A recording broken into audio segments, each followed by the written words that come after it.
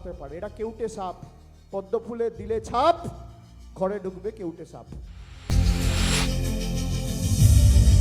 এই নির্বাচনের প্রচার পর্ব শুরু করার আগে এই দক্ষিণ 24 পরগনার মাটিকে, পাথর প্রতিমার মাটিকে আমার নমস্কার, শ্রদ্ধা, কৃতজ্ঞতা, প্রণাম জানিয়ে আমি আমার প্রচার পর্ব শুরু করছি।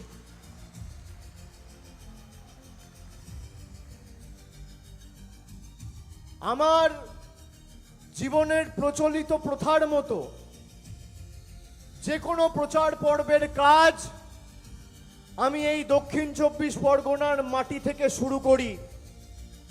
আজ থেকে 15 দিন আগে মথুরাপুরে সভা করেছি, রায়দিঘিতে সভা করেছি। আজকে আবার আগামীকাল পশ্চিম মেদিনীপুর, পূর্ব মেদিনীপুরে আমার সভা রয়েছে। আমি দাসপুর যাব, কেশিয়ারি যাব, নন্দীগ্রাম যাব। তার আগে আপনাদের সকলকে আপনাদের আশীর্বাদ নিয়ে এই যুদ্ধের কাজ শুরু করলাম।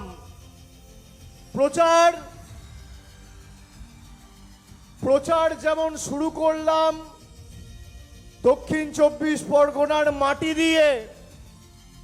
আজকে মার্চ মাসের 24 তারিখ, দ্বিতীয় দফার নির্বাচন 29 এপ্রিল, প্রচার পর্বের শেষ দিন 27 এপ্রিল। শুরু করলাম দক্ষিণ 24 পরগনা দিয়ে, শেষ করব দক্ষিণ 24 পরগনায়।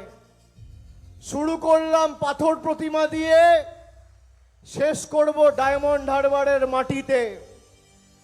আপনাদের সকলের আশীর্বাদ, ভালোবাসা, স্নেহ, সমর্থন কে পাথেয় করে পথ চলার প্রেরণা করে আগামী দিন বিজেপিকে 50-এর নিচে নামানোর প্রতিশ্রুতি আজকে এই মাটি থেকে নিচ্ছি।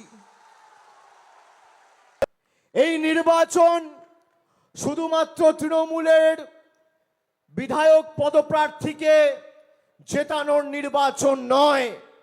এই নির্বাচন বিজেপিকে উৎখাত করার নির্বাচন, প্রতিবাদের নির্বাচন, প্রতিরোধের নির্বাচন, শিক্ষা দেওয়ার নির্বাচন।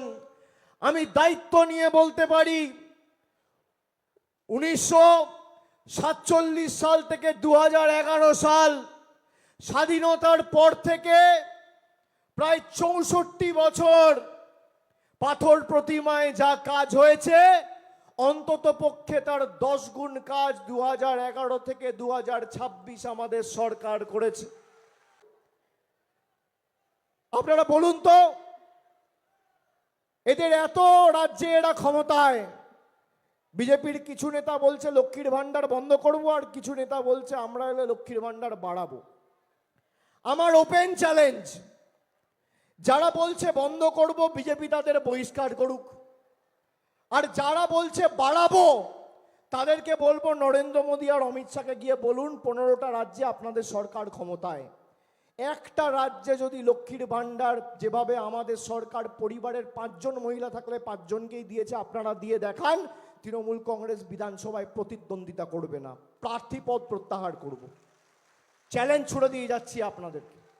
বাংলা থেকে আগামী দিন ভারতবর্ষের পরিবর্তনের চাকা ঘুরবে। যেভাবে দক্ষিণ 24 পরগনার মাটি থেকে 2008 সালের পরিবর্তনের চাকা ঘুরেছিল, একই চাকা বাংলা থেকে দিল্লির পরিবর্তন হবে আগামী 3 মাসের মধ্যে বাংলায় জেতার পর। মমতা বন্দ্যোপাধ্যায় যেমন 4র্থবার মুখ্যমন্ত্রী হবে, সমীর জানাও 4র্থবার বিধায়ক হবে, ব্যবধান আরো বাড়বে।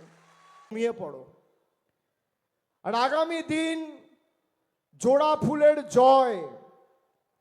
4র্থবার মমতা বন্দ্যোপাধ্যায়কে মুখ্যমন্ত্রী করা আমাদের লক্ষ্য নয়। যারা 5 বছর ধরে মানুষকে নিপীড়িত, অত্যাচারিত, শোষিত করে রেখেছে, একটা প্রতিনিধি যেন দক্ষিণ 24 পরগনার মাটিতে মাথা তুলে না দাঁড়াতে পারে। এটা কেউটে সাপ, পদ্ম ফুলে দিলে ছাপ, ঘরে ঢুকবে কেউটে সাপ। কেউটে সাপ। আরো লেটেস্ট খবরের আপডেট পেতে ফলো করুন রাতদিন.in।